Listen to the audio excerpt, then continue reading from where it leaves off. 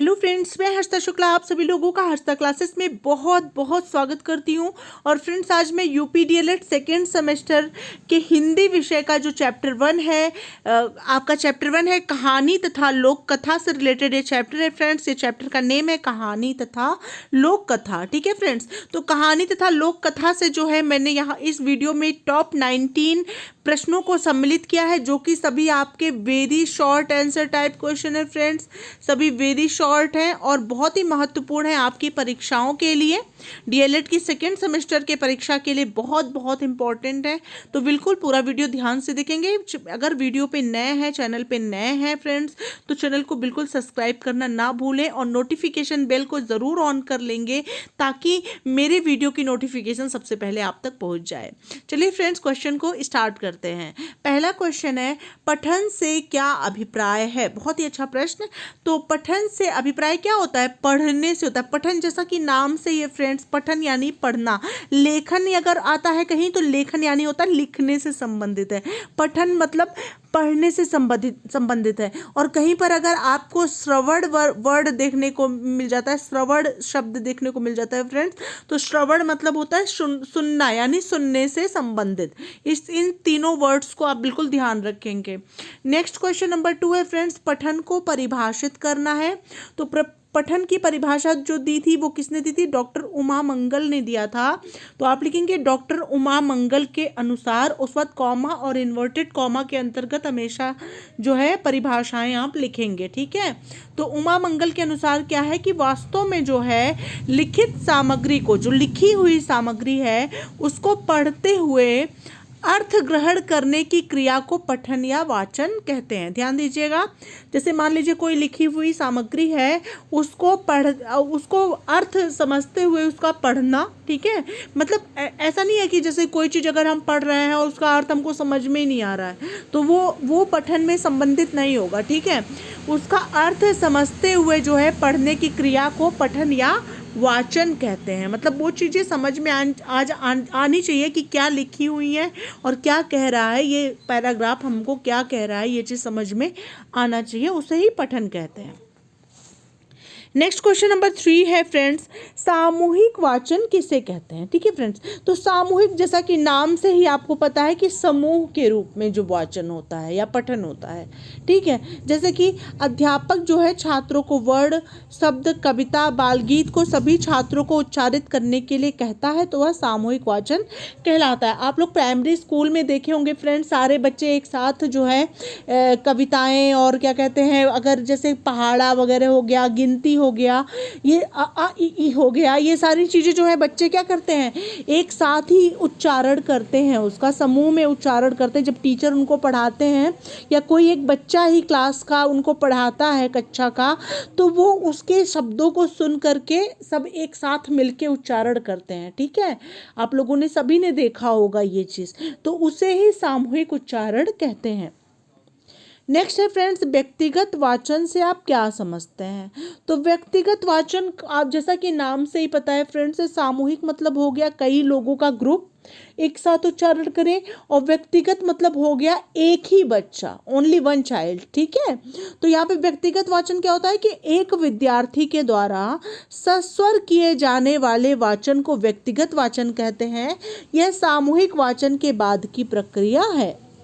ठीक है फ्रेंड्स, जैसे मान लीजिए एक बच्चा जो खड़ा होकर के कोई भी जैसे आ आ ई पढ़ा रहा है या ABCD पढ़ा रहा है या 1 2 3 4 या 1 2 3 4 पढ़ा रहा है, तो वो व्यक्तिगत वाचन कर रहा है, और उसके बाद समूह में बच्चे उसका सुन करके पढ़ते हैं, वो सामूहिक वाचन कहलाता है।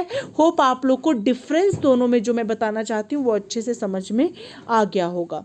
नेक्स्ट, कभी कभी सामूहिक वाचन और व्यक्तिगत वाचन में जो है फ्रेंड्स डिफरेंस मतलब अंतर भी पूछ लिया जाता है, तो आप लोग इसको अपने शब्दों में लिख सकते हैं। देखिए फ्रेंड्स, अपने शब्दों में ज़्यादातर आप समझिए, इस चीज़ को रटिए मत, कभी भी रटने पर बल मत दीजिए, हमेशा समझने की कोशिश करिए। कोई भी सब्जेक्ट हो उसको हमेशा समझिए कि अपने शब्दों में इसको हम कैसे, अपनी भाषा शैली में हम इसको कैसे लिख सकते हैं। मेन इंपॉर्टेंट वही होता है, जो चीज़ आप रटते हैं वो भूल जाता है, और जो चीज़ आप समझते हैं ना वो लॉन्ग लास्टिंग होता है, मतलब लंबे समय तक वो आपको याद रहता है।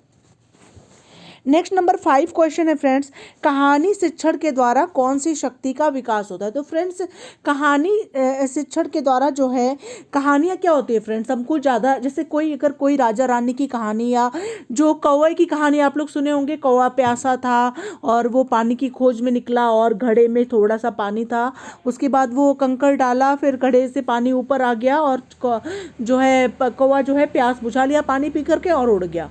तो ये चीज़ कैसे याद हुई, इसको आपने रटा नहीं है, ठीक है। कहानियों को जो है जब बच्चा सुनता है ऐसी कहानियों को, तो उससे क्या होता है, उसकी स्मरण शक्ति का विकास होता है, मतलब कि उसके अंदर याद करने की शक्ति का विकास होता है। वो कहानी को बहुत जल्दी याद कर लेता है बच्चा। कितनी भी बड़ी से बड़ी बड़ी राजा रानी की कहानी या फिर खरगोश कछुए की कहानी सुना दी जाए बच्चे को, वो समझ जाता है और बहुत जल्दी उसको याद कर लेता है, बहुत ज़्यादा उसमें इंटरेस्ट लेता है। वो कहानी सुनने में बालक बहुत इंटरेस्ट लेता है, इसलिए वो बहुत जल्दी उसको लर्न कर लेता है। तो इससे क्या होता है कि उसकी स्मरण शक्ति, मतलब उसकी याद करने की जो कैपेसिटी होती है, याद करने की जो शक्ति होती है, उसका उसके अंदर ग्रोथ होता है, उसके अंदर क्या होता है, बच्चे के अंदर विकास होता है, ठीक है फ्रेंड्स। तो कहानी शिक्षण के द्वारा कौन सी शक्ति का विकास होता है, तो कहानी शिक्षण के द्वारा जो है स्मरण शक्ति का विकास होता है। नेक्स्ट क्वेश्चन नंबर 6 है फ्रेंड्स, बालक के मन के प्रत्यक्ष स्वरूप को किस प्रकार पहचाना जा सकता है, ठीक है। तो फ्रेंड्स बालक के मन के जो है प्रत्यक्ष स्वरूप को किस प्रकार पहचाना जा सकता है, तो बालकों को लोक कथाएं सुनाकर उनके मन के प्रत्यक्ष स्वरूप को पहचाना जा सकता है। मतलब कि बालकों को क्या किया जाए, लोक कथाएं सुनाई जाए, जिससे उनके मन के प्रत्यक्ष स्वरूप को पहचाना जा सकता है। नेक्स्ट क्वेश्चन नंबर 7 है फ्रेंड्स, किसके माध्यम से मनोरंजन के साथ हम शिक्षा प्राप्त कर सकते हैं। तो कहानी ही एक ऐसा माध्यम होता है, जैसा कि मैंने आपको पहले प्रश्न में बताया था कि स्मरण शक्ति का विकास होता है कहानी से। कहानी जो है मनोरंजन भी बालक को प्रदान करती है और उससे हम शिक्षा भी पा सकते हैं, ठीक है।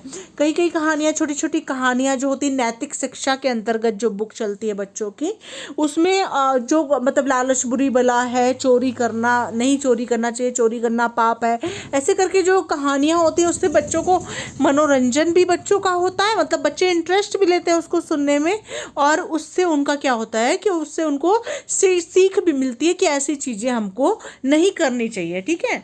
ये चीज़ है, तो इससे वो सीख सकते हैं, शिक्षा प्राप्त कर सकते हैं कहानी के माध्यम से। तो यहाँ पे देखिए क्वेश्चन आंसर में लिखा है कहानी के माध्यम से मनोरंजन के साथ हम शिक्षा प्राप्त कर सकते हैं।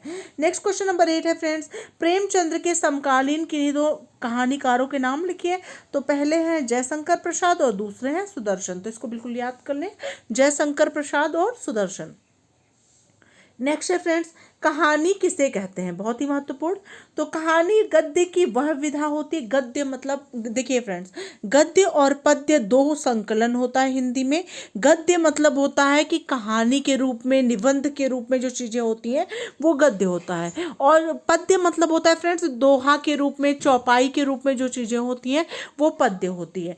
तो कहानी जो है, कहानी गद्य की वह विधा होती है जो छोटी होती हुई भी बड़े बड़े भाव की व्यंजना करने में समर्थ होती है। और इसके बारे में लिख सकते हैं कि इसका आरंभ तथा अंत कलात्मक और प्रभावपूर्ण होता है। यह गद्य विधा अपनी यथार्थ परकता और वैज्ञानिकता के कारण पाठकों को अत्यधिक प्रभावित करती है, ठीक है फ्रेंड्स।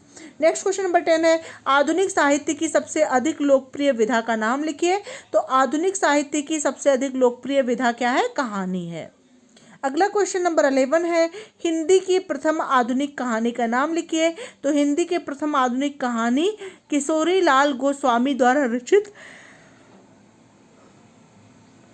इंदुमती को माना जाता है। तो हिंदी की प्रथम आधुनिक कहानी जो है किशोरी लाल गोस्वामी के द्वारा रचित थी, और ये कौन सी कहानी है, इंदुमती है। नेक्स्ट क्वेश्चन नंबर 12 है फ्रेंड्स, आधुनिक कहानी किस उद्देश्य से लिखी जाती है। तो इसका आंसर होगा कि आधुनिक कहानी के लिखे जाने के मुख्य उद्देश्य पाठकों के मनोरंजन के साथ साथ किसी पात्र, घटना, भाव या संवेदना की मार्मिक अभिव्यंजना व्यक्त करना है। नेक्स्ट क्वेश्चन नंबर 13 है फ्रेंड्स, आधुनिक कहानी साहित्य की सबसे अधिक लोकप्रिय विधा है, ऐसा क्यों कहा जाता है? मतलब ये कथन है तो ऐसा क्यों कहा गया है? तो इसके आंसर में होगा कि आधुनिक कहानी जो है, पहली है रोचकता, कलात्मकता, संवेदनशीलता, संक्षिप्तता, प्रभावोत्पादकता, भावनात्मकता आदि गुणों के कारण साहित्य की सर्वाधिक लोकप्रिय विधा मानी जाती है। नेक्स्ट क्वेश्चन नंबर 14 है फ्रेंड्स, हिंदी कथा साहित्य में युगांतर उपस्थित करने वाले कथाकार कौन थे? तो इसका आंसर होगा कि हिंदी कथा साहित्य में युगांतर उपस्थित करने वाले कथाकार जो है मुंशी प्रेमचंद्र जी थे। ठीक है फ्रेंड्स। नेक्स्ट क्वेश्चन नंबर 15 है, भारतेंदु युग के दो कहानीकार और उनकी रचनाओं के नाम लिखिए।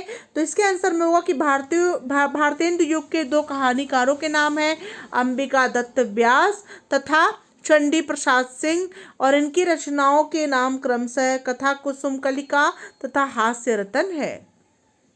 अगला क्वेश्चन नंबर 16 है फ्रेंड्स, विषय की प्रधानता के आधार पर कहानी कितने प्रकार की होती है? तो इसके आंसर में होगा कि विषय की प्रधानता के आधार पर कहानी 4 प्रकार की होती है। पहला है घटना प्रधान, दूसरा है चरित्र प्रधान, तीसरा है भाव प्रधान तथा चौथा है वातावरण प्रधान। अगला क्वेश्चन नंबर 17 है फ्रेंड्स, विषय वस्तु के आधार पर कहानी कितने प्रकार की होती है?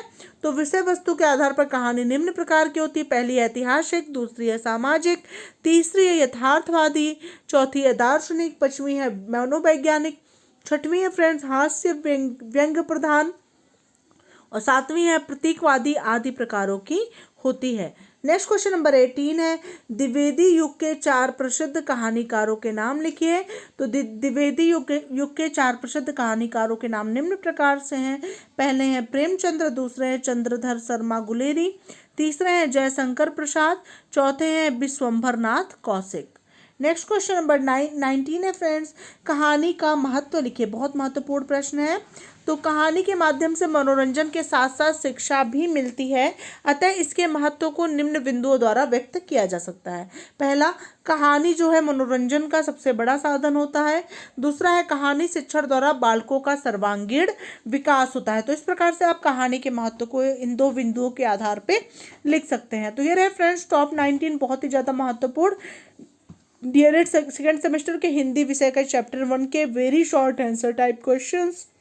होप आप लोग को बहुत अच्छा लगा होगा, समझ में आया भी होगा, और अगर आप लोग को समझ में आया है तो वीडियो को ज़्यादा से ज़्यादा लोगों को शेयर कर दें, और मिलते हैं नेक्स्ट वीडियो के साथ। तब तक के लिए thank you so much friends, thanks for watching my video.